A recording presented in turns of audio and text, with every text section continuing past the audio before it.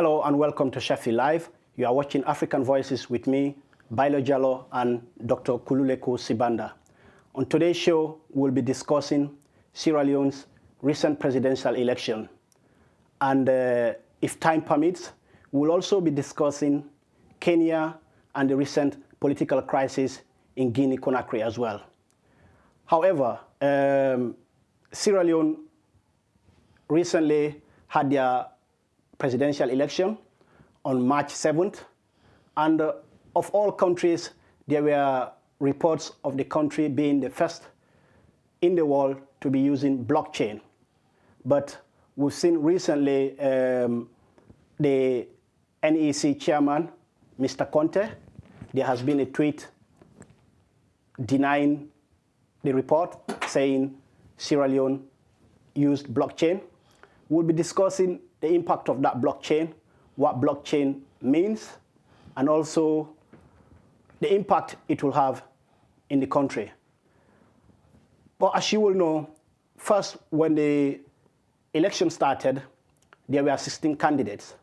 And out of those 16 candidates, now it has been narrowed down to just a two-horse race, which is the SLPP party, which was the opposition led by retired Brigadier Julius Maada Bio, and also the ruling All People's Congress led by Dr. Samura Kamara. In the first round, Julius Maada Bio won by 43.3% and came second, the All People's Congress led by Dr. Samura Kamara with 42.6%, which neither side had enough votes to rule the country, because according to the country's constitution, you have to have at least 55% of the votes. So in that case, there will be a runoff in a week's time on March 27. So today, we'll be discussing how the election went. We'll be discussing how the campaign was conducted, and also during the election, whether it was peaceful and some of the minor problems that were reported. But before I go any further, Sibanda, if we will just explain what does blockchain means, because we've seen reports, it was reported during the election and after the election that Sierra Leone has become one of the first countries to use blockchain election, which now you and I know there are disputes about whether it was true or false, but we've seen tweets and reports of the chairman, Mohamed Conte, denying that. So can you just explain what does blockchain means, and now the report that the country did not use blockchain? I think that it will be unfortunate. A lot of people were celebrating that Sierra Leone would have taken that step to use a blockchain voting system, which is a technological system that guards against possibilities of cheating. That would also, in many ways, is thought by a lot of people to have the capability to improve the participation rate in the system. Now, it's no doubt that even without it, you've had about 84% turnout. But with the blockchain voting, I'm sure that would have gone as close as possible to 100. Because obviously a lot of people would not necessarily need to go to a polling station to vote. People could vote from their phones, from their computers, and be assured that their votes are going to be counted. But as we've said in another program, blockchain voting is simply a voting system where everybody is connected to the voting system via technology, via a phone, via a computer. And everybody can verify their votes because you're connected to it. You can literally, it's a block, it's one block connected to the next. You can literally see where your vote is, whether your vote has been counted, and you can see how many people have voted in total, whether all the votes have been counted, and you can check if your vote has been counted or left out. So it's easy for people to see if their participation is what is coming out in terms of the results. So you would know the results. You don't need anybody to, if you were in the system, in the block system, you would know the results. You'd see whether, how many votes have been counted and so forth. And if your neighbor tells you they voted, you could ask them to check if their vote has been counted. So it will be nearly impossible for anybody to cheat. Of course, there's a downside. Technology can always be cheated, but so is physical voting, where you have to go and throw your ballot in a box. Somebody may just take that and throw it away, or somebody may take that and spoil it, whatever the motivation would be. But I think the important thing is that for an African continent where elections have not seemed to fulfill the broader aspiration towards democracy, where they seem to be limited to people just wanting to take power and not about the idea of democracy, it would seem to me that a blockchain system would have added extra value to elections by making sure that everybody who participates begins to trust the outcome, begins to feel that it's worth doing, and that they're secure. So if Sierra Leone, as our reports coming out since the 18th from the National Electoral Commission, did not use the voting system, blockchain voting system, I think that's it takes me back. Because I was quite thrilled that that Africa was one of the first places where that was being done at international level. Definitely, because I was quite thrilled as well, because as you and I will know, Sierra Leone is quite popular for all the negative reasons. I was quite impressed thinking that this time Sierra Leone is being popular for a positive reason. But why wait until now before NEC can put a tweet or a statement to say, look, we did not use this system? Because this system, according to reports, were brought by a Swiss company called Agora, and now the NEC chairman is saying that's not the case. I think that what would have happened is that there's a possibility that Agora may have gone in there and had the impression that they would be allowed to put in place the system, or it may be that they did run elections at a local level, but were not involved in the counting of the elections, because the statement by the chairman seems to be silent on whether or not the Agora as a company participated in any way in the elections. It simply says they did not use blockchain, I'll find it difficult to imagine that this company would lie about that.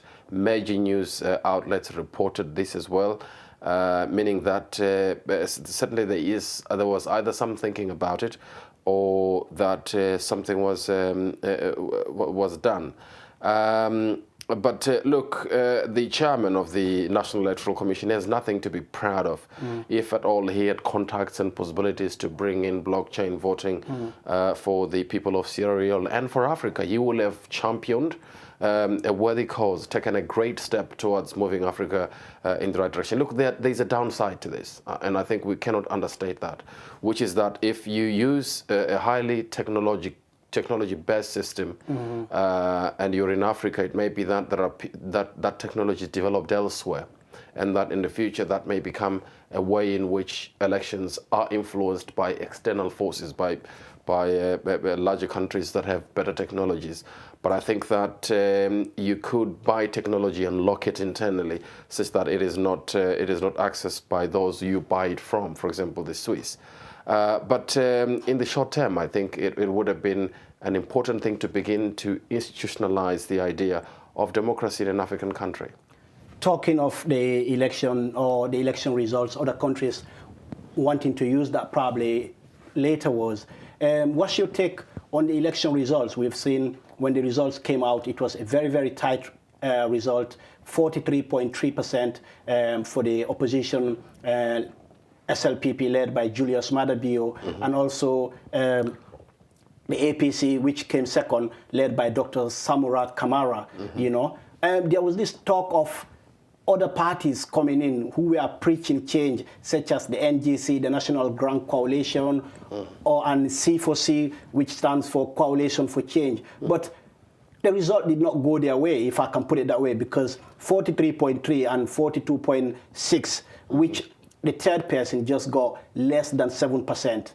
You know, so what's your take on that tight result between those two parties? And we as Africans who always preach for change, who always say we want change, but now other parties are not given the chance.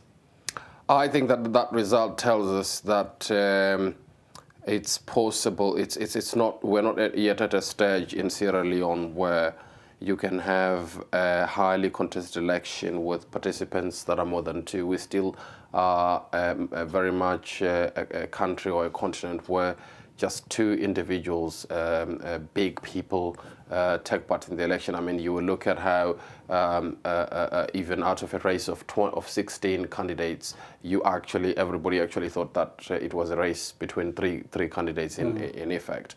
But also, I mean, let's make a prediction here, looking at the results, where the difference is just about 0.6% between the winner, General Bayo, and the first runner-up, Dr. Kamara. I think for me that indicates that it seems to me very likely that Dr. Kamara is going to pull this one through actually in the second round. On the basis really that I think that most of the votes that went to the third candidate were votes that were likely to go to the ruling party, and also given that the ruling party has a larger number of MPs in terms of the results that we already have, and that means that it may mean that those people in those constituencies were the general Julius Bayo had won, but the parliamentary candidate had won, and his parliamentary candidate had lost.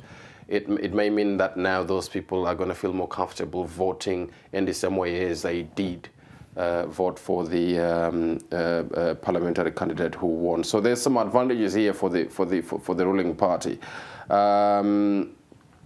The other part is certainly first an uphill task. Uphill task because of the nature of politics, not just in Africa, elsewhere in the world, where it's almost always a race between two main horses, and everybody else is just supporting.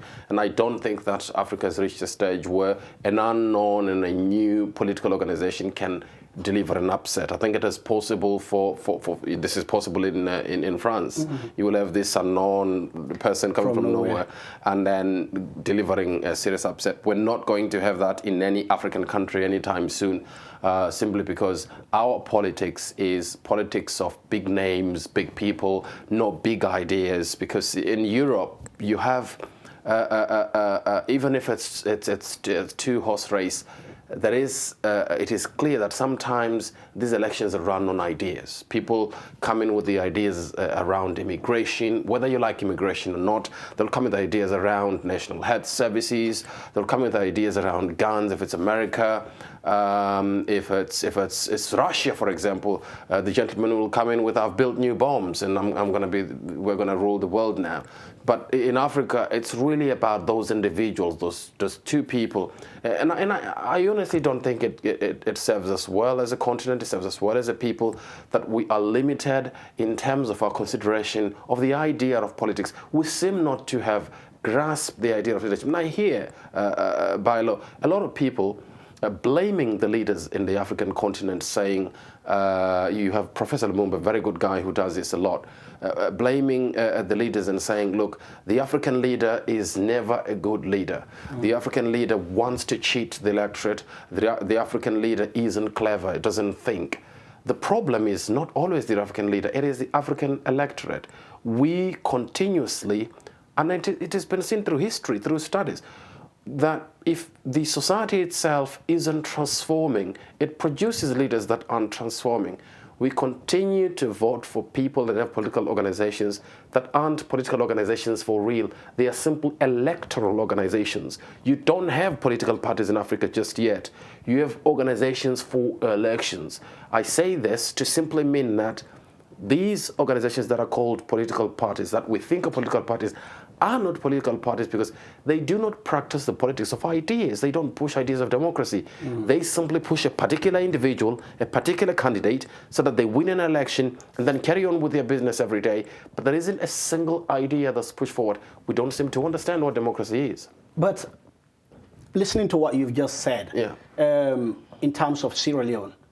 before I was born, these are like the two main political parties in the country, the SLPP and the Sierra Leone, and the APC, the All People's Congress. This is always like a baton exchange between those two parties. And you mentioned something here earlier on that took me, that made me realize this as well, what you've just mentioned of the APC being slightly ahead, in your opinion, citing the fact that they've got 63 MPs and the SLPP having 46. But one other thing as well that people are talking about is that since the APC government came into power, they've tried their best constructing roads and other infrastructures. But there is also this accusation or allegation of the country, or of the government mismanaging the country's resources, such as, like, if we look at, there has been 2 disasters in that country, the Ebola crisis and also the mudslide, where lots of donations were sent into Sierra Leone, including from Britain. But up to date, there are still people who suffered from Ebola, who survived it, or people who suffered from that mudslide who were victims, but they did not get anything from the international community. They did not get anything from the donations that were sent into that country. According to reports, some people just took that money, and mismanaged the money.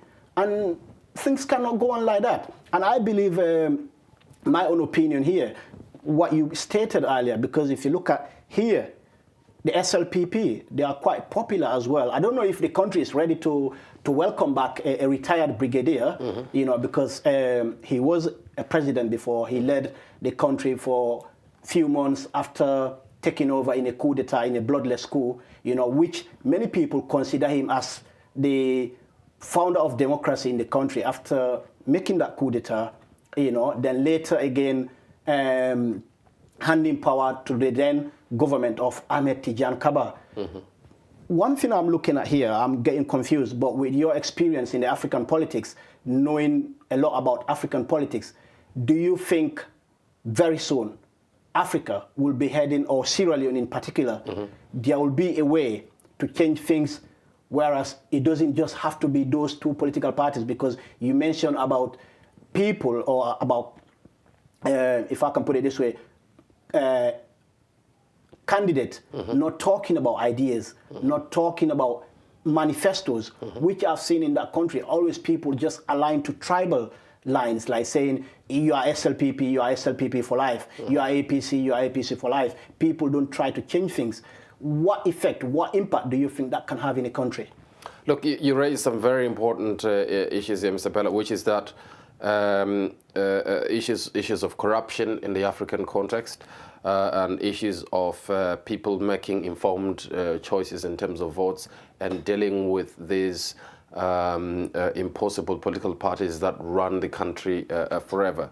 But I think in addition to that, we also have got to look at, and you raised that as well, we have got to look at the individuals that become part of the furniture. Look at Brigadier Julius Bao, who in fact first comes into the scene as vice president, if you like, to Valentine Stresser, and then he comes in and carries, in my view, a second coup. His final coup wasn't his first coup, it's his second coup.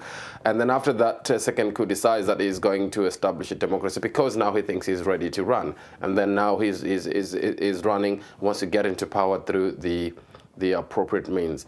You would have never known. Look, if you speak to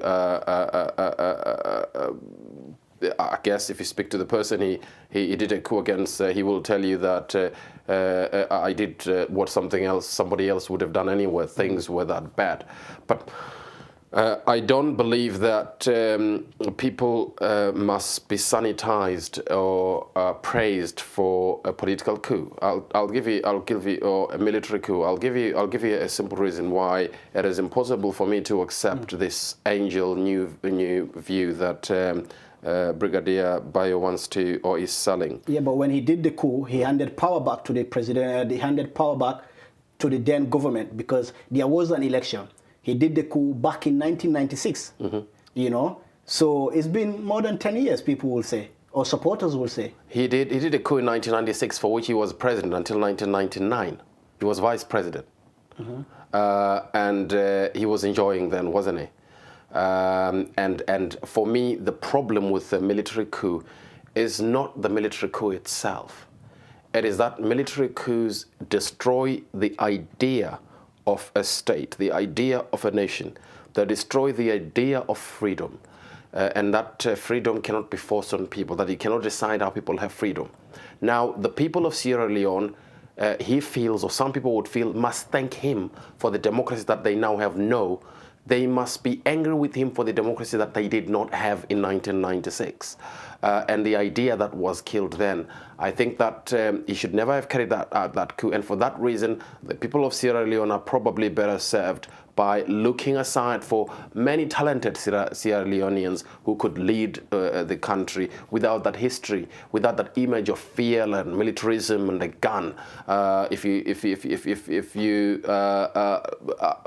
pressing forward with the ideas of freedom in Africa, the one thing you would want our people to do is to forget these images of military men in palaces, people running around the streets with guns and taking over power. That is an image we must wipe out as soon as we can in order to move on to a more positive approach to democracy. But in terms of corruption, corruption is not going to stop. And it is the most serious crime in the African society, not just by the Africans themselves, but the Africans and their international friends, the African leaders and the international friends. And I think that the people of Sierra Leone and Africa in general need to focus a lot on these people and ask even deeper questions during elections. Okay, we'll stop there for now. We'll go on a short break. Don't go anywhere, and we'll be back soon where we'll be discussing the runoff on the 27th of May. And after that, we'll be moving forward to Guinea, Conakry, and also Kenya.